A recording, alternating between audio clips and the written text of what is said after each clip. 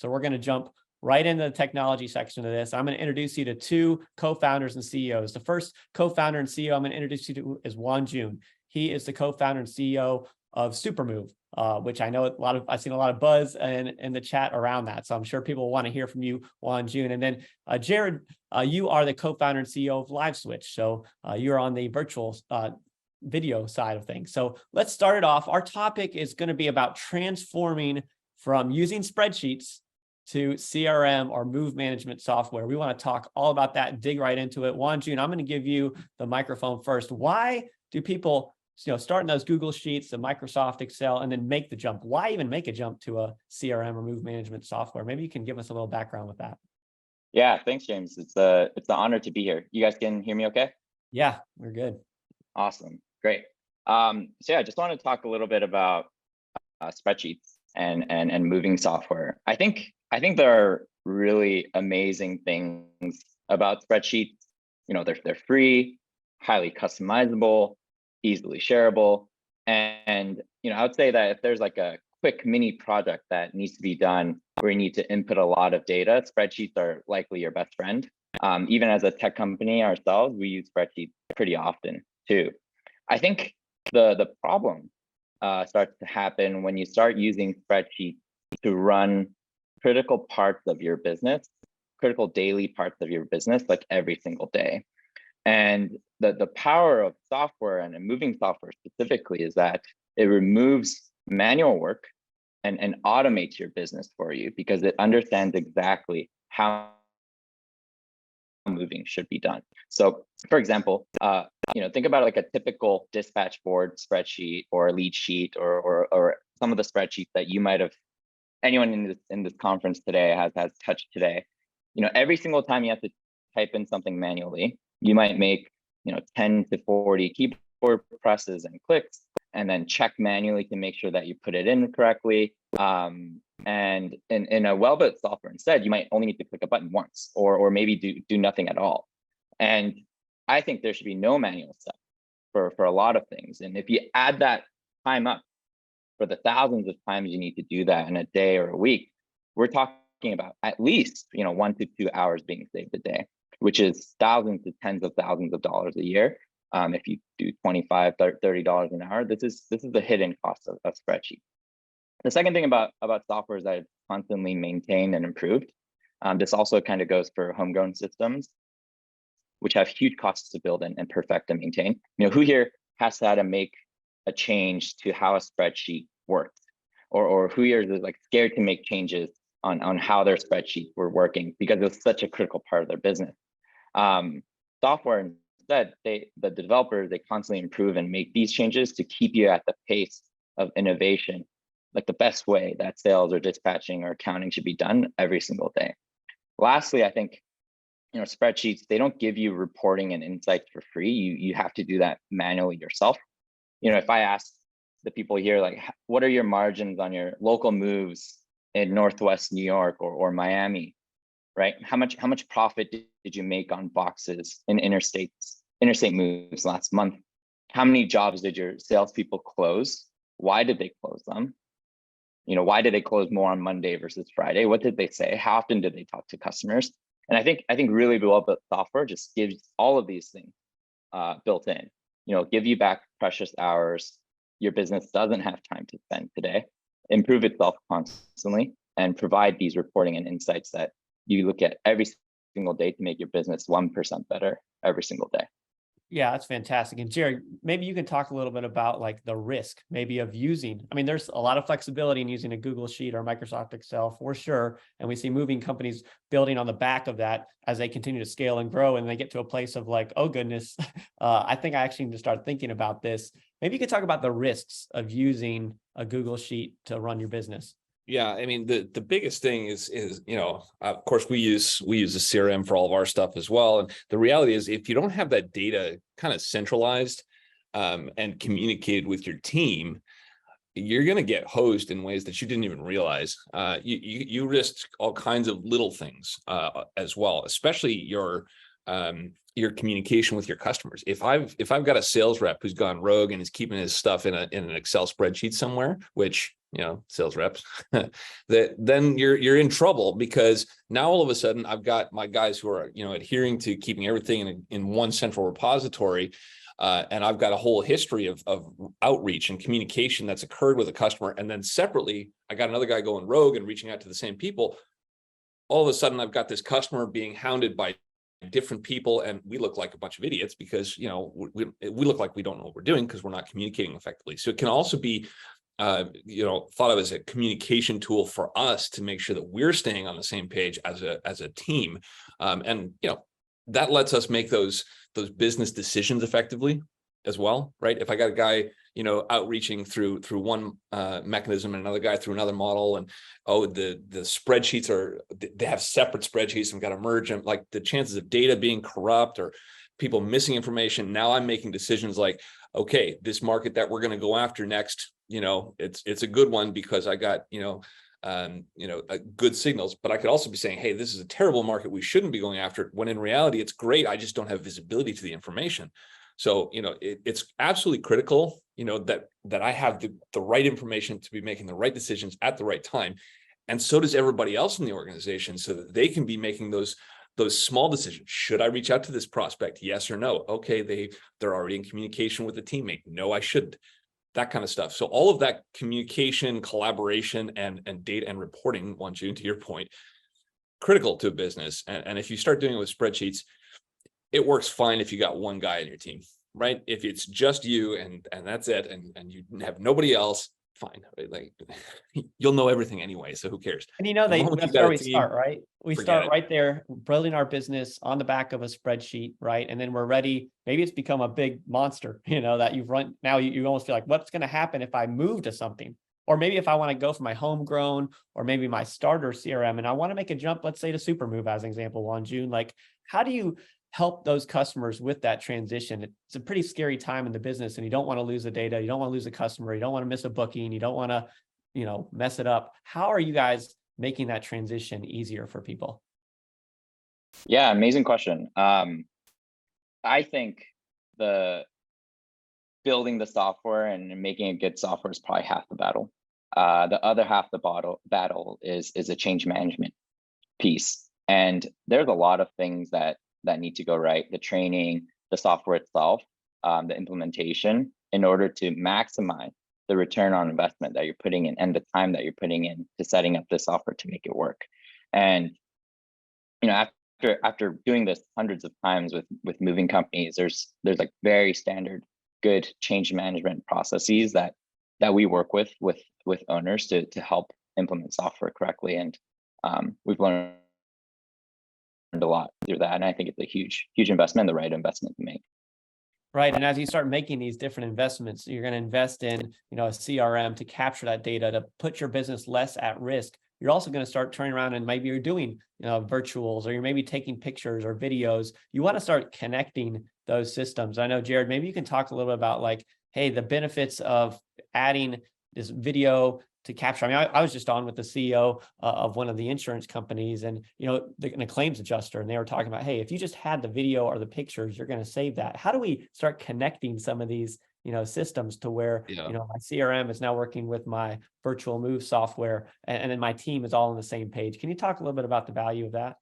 Yeah, absolutely. I mean, we obviously, what we do is the the video communication, text to video, so you can do a virtual estimate and this kind of technology, which works great and is a valuable tool, but it's part of a broader ecosystem. And bluntly, the center, the hub of those ecosystems tends to be the CRM, right? That's the place where everybody lands as their customer management system. So we're one of those ancillary services that needs to be feeding into those. So we do our best to try and say, hey, how can we tie into these CRMs and make sure that the pathways between them is clear? And hey, when you're entering in one system, you don't have to double, triple, quadruple enter into all the other systems. The reality is there's lots, especially more and more over the last few years, there are very good specialty services and technologies that can be added in as components in a CRM. And I think, the smart moving stuff is one of those systems that has already got some of those bridges built, and we build into those bridges as well. to allow those kinds of communication moments to take place, right? That's a pretty key thing, is making sure that we end up storing all of the data in a central repository, or at the very least having clean links between the systems, so that those who are using them have a nice, smooth experience for their end-to-end use. And that leads to new business process, right? And Wanju, I want to kind of turn it over to you, talking about automation. We're always losing sleep. How do we automate this? How do we make things a little bit easier? How do I take the task off my team that's not a revenue generating task and automate that? Maybe you can talk about the power of automation within your system as well. Yeah. So in every single moving company that I've met, and every single one that we've worked with, there's so much communication that needs to happen, right? Everything the customer says is told to the salesperson or the customer service teams, who then translate that to the operations teams, who translate that to the crews, and then translate that back to accounting, and then translate that back to customers. Every single person in that flow of a move has to do an action or a task. And I think the goal of technology is to help you simplify or remove some of these tasks. If you think about a typical customer wanting to request a move, or like the outbound work that Alex went over just earlier, you need to write information down. Maybe they reach out to you, you need to write all of it down, construct the quote and the price meticulously, one at a time, type up an email or a template, letter by letter. When you're ready, you check with your operations teams to see if they can do the move, and like a million other things to schedule that customer. That takes so much time every single day. And I think what happens in that process is that everyone in the company sort of forgets like the actual goal in that moment, because they're so in the business. The goal is to deliver a really good customer experience and help that customer make the right choice and move their stuff well. And I think ideal move management software should help you do that while taking away all of the manual work. It should help you take in the customer information seamlessly, make pricing and quoting automatic, and help you have powers that you didn't have before, like sending your customers automatically the awards that you just won, or your recent 5-star reviews on Yelp, your availabilities, all at once without having to lift a finger, for example. And software should help you focus on the goal of making customer service and making money a priority. Yeah, I think that's spot on. And I think, coming from my background, coming to Fortune 500, large company, I was in the operations and running the operations of a Fortune 500. And of course, we all want to look at that top line. We want to grow that revenue. How am I going to get more cash in the bank? But you can actually think about profit and think about, how do I protect that bottom line? And that bottom line means, how can I become more efficient, taking away tasks from my team, making things easier, delighting the customer with a better experience, but protecting the bottom line. Because at the end of the day, if I'm spending $1,000 and I'm only making $500, that's not a very good business. My top line looks better, but if I want to inverse that, right? I want that, protect that bottom line, that revenue. That's going to come through thoughtful automation and technology to reduce the headcount and the demands from your team and amount of labor that you need to hire, because that's probably one of your largest expenses, in your moving business. So Jared, let's talk a little about furthering the bottom line and efficiencies as we look at, leveraging remote and virtual estimates. I've been told by movers, hey, James, every time I send somebody out there, it's costing me on an order of $100 to $200, not just in time and expense, but gas, my vehicles. This is challenging for me. So maybe talk a little more about, how to avoid that travel by using technology, but still delighting the customer to win that business. Sure. Before I jump into that, I want Wanjun, one thing you said in there just hit me, I was like, that is exactly right, which is that you got to focus on that customer experience. How can we make the customer feel more loved, feel like we're there, we're a partner with them in this whole experience? All of the automation in the world, right? That doesn't help if you're focused only on the automation. If your goal is automation, but if your goal is make a great customer experience, which means maybe being able to spend more time with the customer, having that point of communication with them, that leads to the automation, but the automation isn't the goal. It's that customer driven, focused experience. Man, that couldn't agree more with that. Sorry. Anyway, back to James' question. How can we use technology from on the video side to to do that kind of improvement in experience, in customer experience. I mentioned earlier this kind of trend we're seeing to move to pointed solutions, specific solutions for specific problems. Integrating live calling, for example, to do a virtual estimate. It's a very specific tool with a very specific focused problem that we solve. And then we integrate it into the CRM side to make sure that the data flows nicely. That kind of thing provides real value, not just for, hey, we can reduce time, reduce cost, right? It does that. But, to this point of like, what's the customer experience? Well, if you have a lead that comes in and you're able to say, hey, I'm going to schedule time with you to come out in 4 days, or, hey, I'm going to call you now and we're going to just walk through. I'm going to walk through it with you immediately. All of a sudden that customer feels like, oh, wow, right now, that's great. Let's go. And that lead becomes, or prospect becomes a legit lead or potentially customer much more readily, right? If you can reduce that time, the customer feels like, hey, this is the kind of company I want to work with. How many times have you gotten, told by your cable installer guy, oh, we'll be out in 3 weeks. And it's going to be sometime between 8 a.m. and 5 p.m. and I hope you're around. Right? The experience for the customer, like, can you make that better? And the answer is like, yeah, we can do things using technology to make that experience better for the customer, and then have this I'm searching for a mover, and now, no, I'm not searching anymore. I found my guy, right? Like that experience. And then of course, continuing that ongoing afterwards, the internal communication that goes through your CRM and all the further touch points that continue after that. I mean, it becomes an end-to-end thing that makes your customer feel like, oh my gosh, this company gets me, right? And it's just a fantastic way of going from prospect to not just customer, but thrilled customer. Love that. Hey, Wanju, we only have a couple minutes left, so I'm going to give you kind of the final floor to talk about trends. I mean, everyone wants to know what's next. We're the tech guys, we're the nerds on the call, but we do get a especially unique vision of like what's on the horizon and what should moving companies be thinking about. Where are we headed? Maybe you can give us a last final thought with that before we transition. Yeah, AI is taking over the world. No. I think more specifically, especially with the recession these days, the first question that is coming into all of the moving companies owners' minds right now is ROI, return on investment. So SEO, insurance, CRM, accounting, payroll, trucks, fuel, like these questions moving company owners are now asking themselves is my investment worth it? We do it the same at our company. Am I getting the best bang for my buck? And this makes things harder for vendors, right? People like us and people like other people on the call. But I think that's a really, really excellent thing.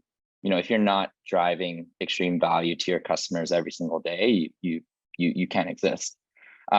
Secondly, in the tech industry specifically, that I think is happening in the moving industry is that we used to trust one company to sort of do everything for us, right? Like Microsoft, for example. And as the years went on, there are certain key parts of the business that new tools arise where it just does that specific flow really, really well. And I think moving companies are starting to use not just one like big, huge system for everything. They're starting to use other tools like LiveSwitch to help them automate or improve a specific customer experience or workflow. And I think by having an ecosystem of tools that help you plug and play different softwares and different technologies and help them all cohesively work together, I think that's how you get the most return on investment and the most bang for your buck and a best customer experience for your customers. So